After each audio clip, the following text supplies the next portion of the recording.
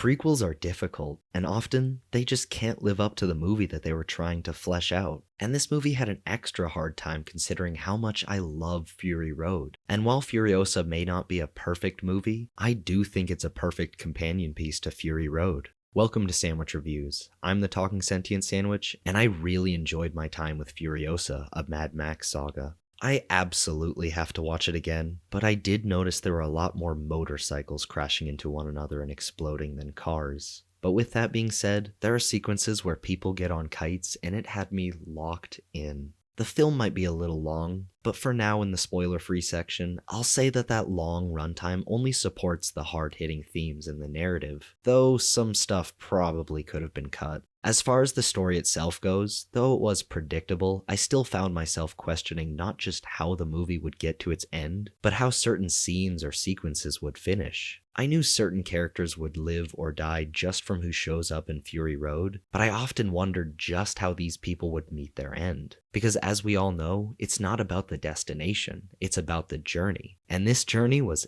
epic. The CG and cinematography were also phenomenal. There might have been one or two moments where war boys were lifting vehicles into the air, and I didn't love that, but everything else looked incredible. The carnage, the camera placement, the effects, it all came together to make a spectacle well worth watching. Even when the effects and shots get almost quirky, that all supported the style behind every choice made when creating this movie. And that style is so persistently good, any flaw that I saw with it just went by the wayside. Because if you're a fan of the franchise or crazy action movies, definitely check out Furiosa, a Mad Max saga. But now, let's dive into all the spoilers, because to my surprise, there are tons of characters and action sequences that I either missed in all the trailers, or just weren't shown, and I love that. With plenty of recognizable people, some recast to be younger and some not, every bit that the filmmakers added to contextually expand on the world created in Fury Road was amazing.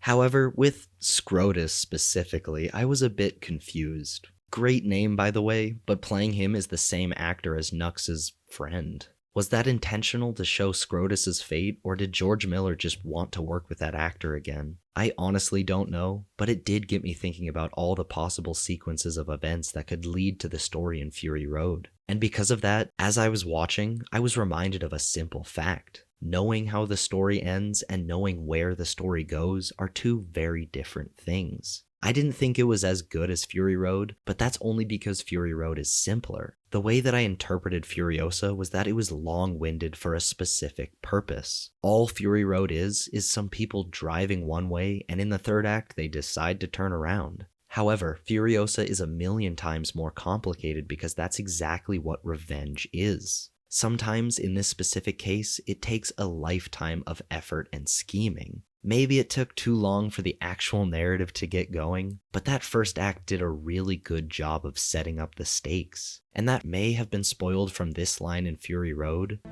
What happened to your mother? She died on the third day. But even without it, we all knew that was coming. I do wish Furiosa was captured by Dementis' crew instead of her just running up to her dying mom in front of everyone. I mean, that was pretty dumb of her. However, the narrative also introduced a new character who is basically just Max, but a lot of my problems with the movie stem from him. It's not like anything with him is noticeably bad, but aside from him teaching Furiosa how to drive and survive, what does he really do in this movie? Introducing a person like that immediately raises the question of, alright, how is this guy going to die? I mean, I was supposed to feel pure hatred for Dementis as he died, but I was already there. Dementis killed Furiosa's mom. Did the filmmakers think the audience would need more reason to want him dead? It was a good visual to show the hopelessness of their situation, but I bet the whole thing could have been consolidated into something better. Though, it did lead to Furiosa tearing her severely injured arm off, which wasn't shown, but that was so cool.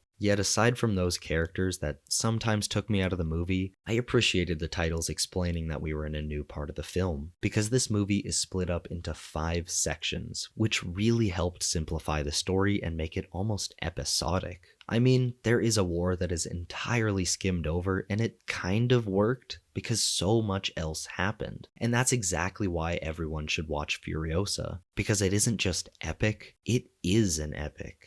But before I wrap up, I want to talk about one last thing. Because surprise, Max is in it. Well, the back of his head for like 2 seconds. But did he save Furiosa, or did he just watch her fall down and get rescued by that tunnel lady who presumably smells terrible? Honestly, I doubt Max would go out of his way to carry her to the Citadel, so the second option seems more likely to me. Let me know your thoughts about that and the movie as a whole in the comments. And as always, thanks for watching. Make sure to leave a like, subscribe for weekly video essays and reviews, and enjoy a delicious sandwich.